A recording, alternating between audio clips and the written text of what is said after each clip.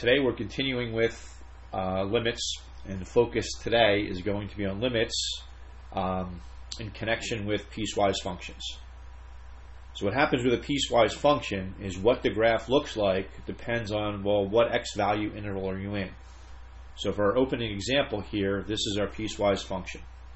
So when x is less than -5, that's what we're dealing with. When it's between -5 inclusive, 3 uninclusive, it's this. There we're looking at a single point, and when x is greater than 3, it looks like this. When I draw my own piecewise functions, my personal preference is I like to start at the origin and then work my way out, either left or right. Doesn't really matter what order you graph these in, as long as they all get hit eventually. So the interval that contains the origin is this guy right here. So when we're between -5 and 3, the graph is the absolute value of x minus 1. Well, that's your basic absolute value function bumped down 1 unit. So its vertex is going down to here. It's going up this way with a slope of +1. Going this way, slope of -1. Now, we don't want the entire graph. We only want the part of the graph that's in between a -5 and a +3. Well, the -5, that has a little equal sign underneath, so it's associated with being a closed circle. So 1, 2, 3, 4, 5. Right there is the closed circle. We don't need this. So we're going down to there. And then for the right bound, we're up to but not including 3. So 1, 2, 3. So that puts us right there with an open circle. So we don't need any of this. So what I've drawn here is the absolute value of x minus 1 over that interval. Alright, next place I'm going to go is I'm going to go to the left. We don't have to, but that's what I'm choosing to do. When x is less than -5, the function is just 4. So we have a horizontal line at 4. 1, 2, 3, 4. That would be the full horizontal line. We don't want the full horizontal line. We only want the part of it that's less than -5. So 1, 2, 3, 4, 5. So we're looking at there to the left. So what's happening here is the open circle from this part wraps around the closed circle from that part, and we get that corner there where those two linears meet. Alright, so I'm done to the left. Now I want to concentrate on the right. So at x is equal to 3, y is 3. So that's a single point. 1, 2, 3, 1, 2, 3.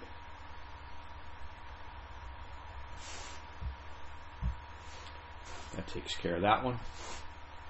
Now on to the last piece. When x is greater than 3, we have a linear of y is equal to -x plus 7. So that has a y-intercept of 7. And a slope of -1. So it's looking like that right there. Okay, we don't want the entire graph. We only want to the right of 3. So that's going to get an open circle. And then we're going to darken that in. And we don't want any of this. So there's our piecewise function. I think I need to zoom out a little bit here in order to be able to hit what we need to see on the bottom here.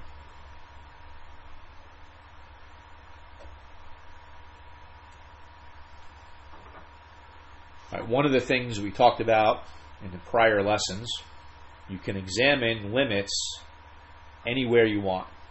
Usually limits are examined where something interesting is happening. So here we're looking at limits at -5. 1, 2, 3, 4, 5. So we're looking at what happens at that corner rather, where those two linears come together. We're concerning ourselves with values of 0, x values of 0. So that's that vertex of the absolute value part. And then the other x value we're concerning ourselves with is x is 3. That's where we got this stuff going on where the graph is discontinuous. So those aren't the only places you can examine limits at, but those are the ones that are a little bit more interesting than, say, just over here somewhere where x is 1, 2, 4, 5, 6, 7, 8, where x is 8. You could examine those limits, but there is nothing overly exciting you're going to find. Alright, now on to answering the limit questions. The limit of the function as x approaches -5 coming from the left. So there's my x value of -5. Tracing a graph coming from the left means I'm coming along this way. So the y value that the graph is heading towards as x goes to -5 is that corner right there. That has a y value of +4.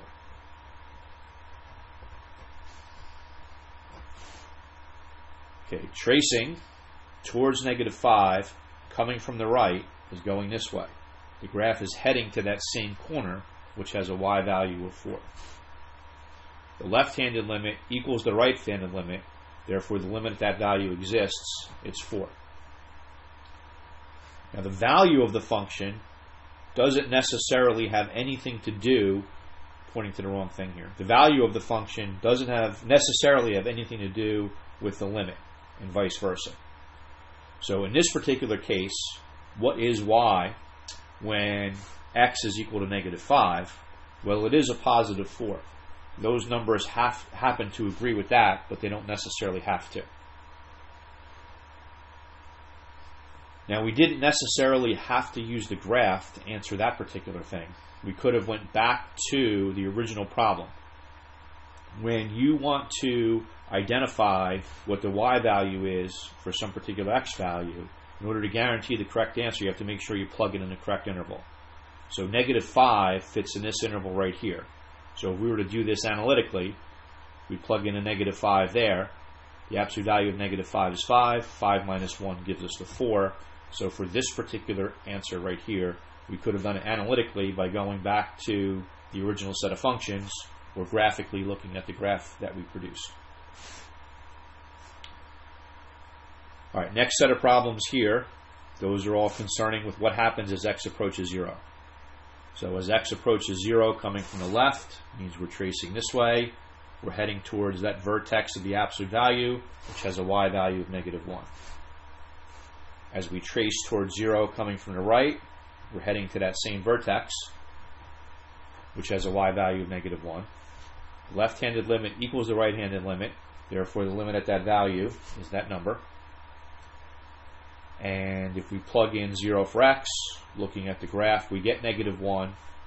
If we were to use the original set of equations here, or the original function, in order to evaluate that, 0 fits in this interval right here, so we'd have to plug it into that. The absolute value of 0 is 0, 0 minus 1 is -1.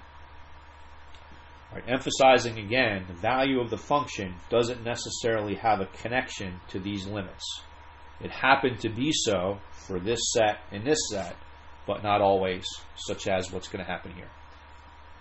So, as we trace towards x is 3 coming from the left, we're heading towards that open hole right there. That has a y value of 2. As we trace along the graph towards an x value of 3 coming from the right, it's heading to that open hole that has a y value of 4. The left-handed limit does not equal the right-handed limit, therefore the limit at that value does not exist. Now evaluating f of 3, when x is 3, the y is 3. Or we could have gone over here when it looks like this right there, that's defining a single point on the graph. Right, most things you graph in the upper pre-calculus level, calculus level, you're also going to concern yourself typically with the end behavior of the graph. So what happens as x goes to -infinity? What happens as x goes to +infinity? Well, as x goes to -infinity, it's just staying right on that horizontal line. It's staying right on that horizontal line of 4. As x goes to +infinity, we're heading down this way. The graph is heading towards -infinity.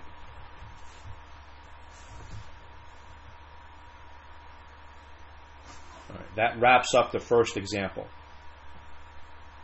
All right, it's relatively common when you're addressing these types of questions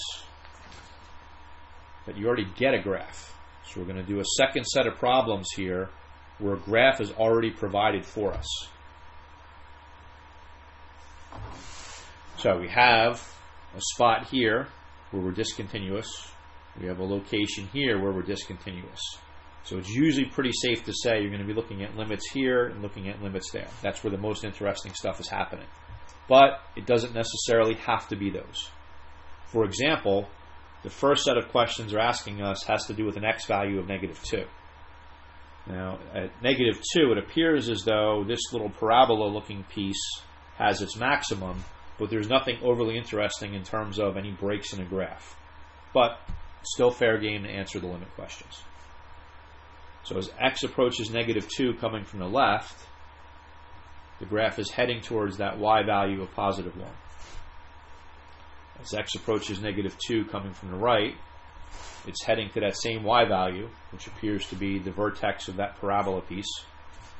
The left-handed limit equals the right-handed limit, therefore the limit at that value exists, which is 1. And the last thing is, what is the value of the function when x is -2? It's that same 1. The value of the function doesn't necessarily have a connection to what these limit things are. For this particular example, it did. All right, next set, we're concerning ourselves with what happens when x is -1. So as we trace, get rid of this here. As we trace towards -1 coming from the left, the graph is heading to that empty hole right there that has a y value of 0. As we trace towards an x value of -1 coming from the right, it's heading to the end point of that line segment right there that has a y value of 1. The left-handed limit does not equal the right-handed limit, so therefore the limit at that value doesn't exist. Okay, f of -1, you'd be going to that closed circle. When x is -1, the y value is 1. You wouldn't go to the open circle. The open circle is indicating that this piece of the graph here is not defined when x is equal to -1. All right, last set, we're concerning ourselves with what happens when x is 1. Get rid of this. So, as we trace towards an x value of 1 coming from the left, we're heading towards that open circle right there that has a y value of 1. As we trace the graph towards an x value of 1 coming from the right, we're heading to that open circle that has a y value of 2.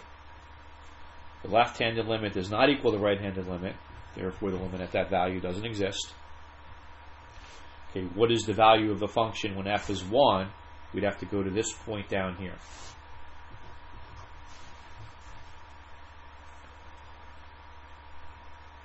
So we get when f is 1, when x is 1, the y value is equal to -2.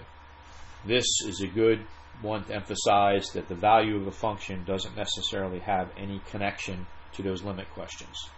If I were to completely remove that point from the graph, and the graph and function be undefined at x is equal to 1, that wouldn't change those answers. If I slid that point, say, up here to +3, that would change this to a +3, but it wouldn't affect that. Those limit questions don't have anything to do with the actual value of the function is. Sometimes it happens to be the same. In this case, it lines up with that one, but not necessarily. Now, this particular worksheet didn't ask us about end behavior. We might assume that that goes on forever, in which case, as x goes to -infinity, y would go to -infinity. We may assume that perhaps that does this, but without those arrows there, that assumption may or may not be correct. Okay, if they did ask us limits at the end behavior as x goes to +infinity, as x goes to -infinity, it would probably be safe to make those assumptions, but without those questions being there, you can't necessarily assume that that's going to go on forever, that's going to go on forever. Okay, as always, sometimes you get some questions that are a little bit in the gray area, and you have to take your chance in terms of what is the author of the question looking for. I'm going to do my best to avoid those. If it doesn't have those end values, I'm not going to ask you about the end behavior. But just because I won't doesn't mean you'll never see that type of question in the math book.